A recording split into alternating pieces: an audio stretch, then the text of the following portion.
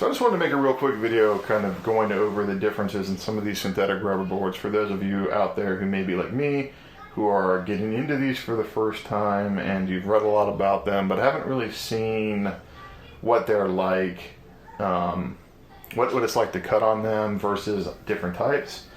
I've never used a Hasegawa, but I've got here a Yamakin Hi-Soft board, and this is the Parker Asahi 20 millimeter professional blackboard. This is the Yamaha's also 20 millimeter stick, and I wanted to just kind of give you an idea of what it's like to cut on these. So I've got 3 knives here that kind of represent maybe different cutting styles or different grinds. This is the Fuji Cutlery Raguzzo. I'm sure I'm butchering that. The sub kind of Chojiro brand, 210 millimeter Gyuto. This is a Chojiro Basic, 165 millimeter Santoku. And here is a Mercer 8-inch chef's knife with the rubber handle. This is in X50 CR MOV15.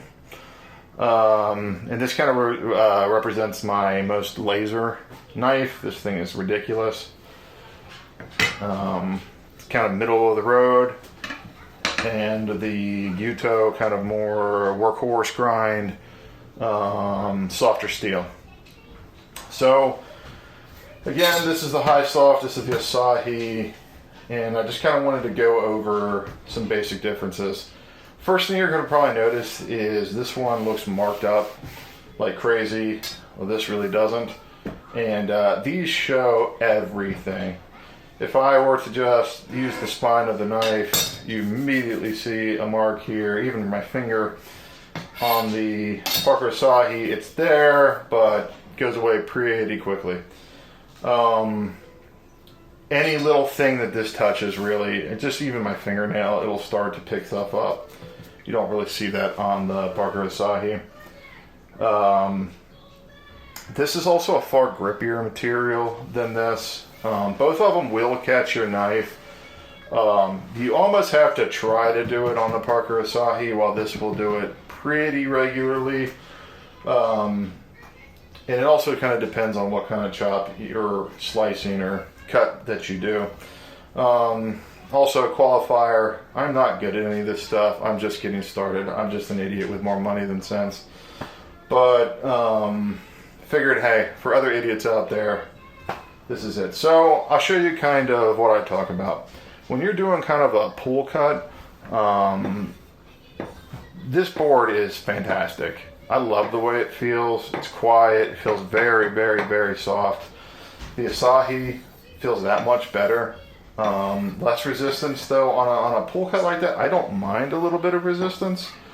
So it's really nice. If you were to do kind of any kind of forward motion though, that's really where this will cut, grip in.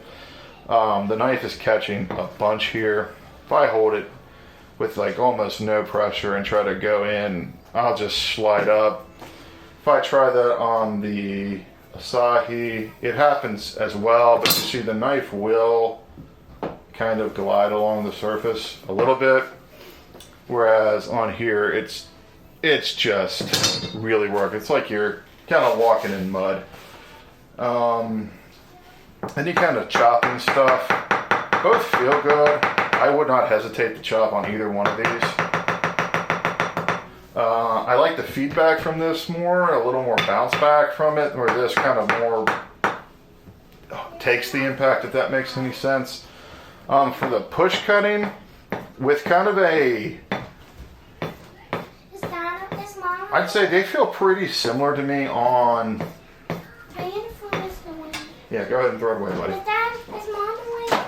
She's not awake. So do more of a push cut with a workhorse blade.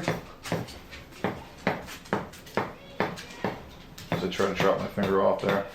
It feels a little better over here on the Asahi board than it does here. Again, with more of a workhorse grind, softer steel knife like this, I don't see much of a difference. You could even get away with rock chopping either one of these boards. Again, it definitely feels better over here than it does over here.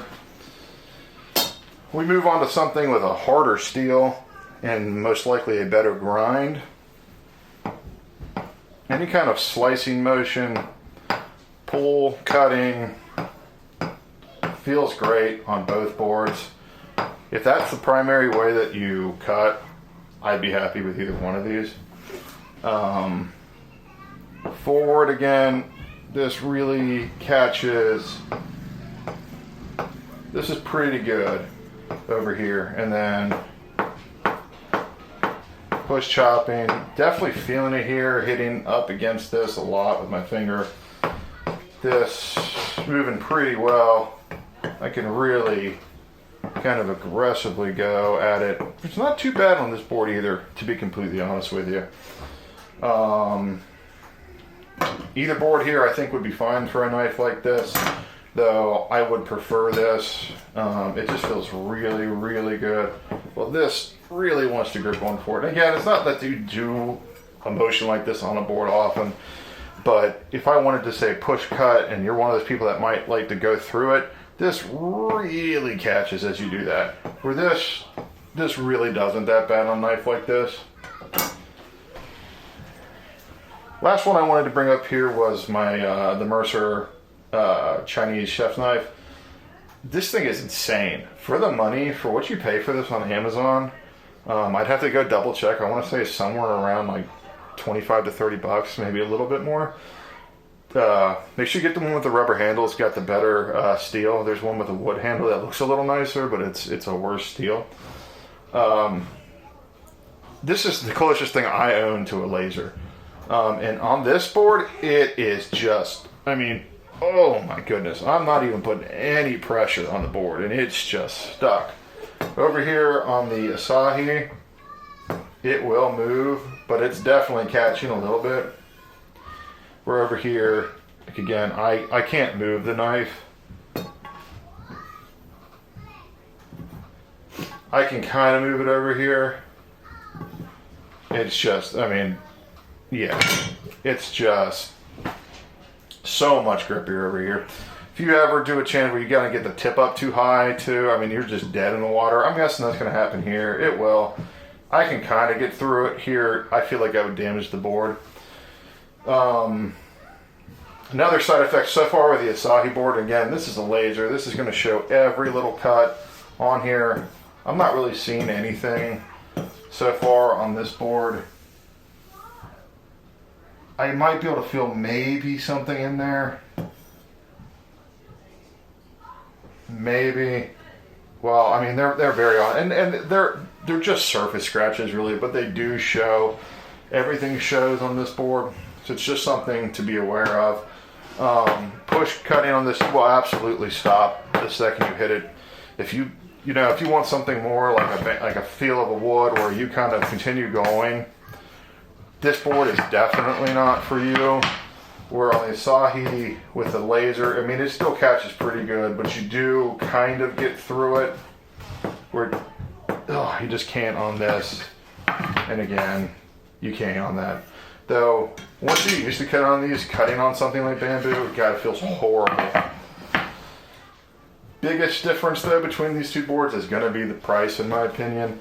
Right now on MTC Kitchen, I think these are 20% off. This is the this is the 19 by 12, I think, or about 20 by 12 is roughly the specs of this. I think on sale this is about 90 bucks. This one on Cutlery and more was in stock last I checked. This is the kind of 24 by 12, roughly 20 millimeters thick. This retails for like $300, which to me is absolutely insane. I did get it at a discount, so a little bit less than that, but Cutlery More is where I bought it from. And would I say that this is worth it over this? I mean, from a dollar standpoint, the performance, I'd say probably not. If you're somebody like me who really 95% of the time doesn't want to feel that grippiness, I mean, it will probably stop me from using this knife a little bit. If I start doing more pull cuts though, I mean, God, it feels fantastic. It feels pretty darn good on this too. And any kind of push cutting, like I can really get aggressive with like this Gyuto, and it just glides. It feels fantastic, where it's just gonna grip a bit on this board. Even this Santoku, it's just backwards again feels great. Forwards it just glides on this. So that's it. If you're like me, you're an idiot with money to spend, I get the Hi-Soft. If you primarily are slicing, pull cutting, don't mind the look of the board getting all scratched up, this Yamakin for like $90 on sale right now, killer deal in my opinion.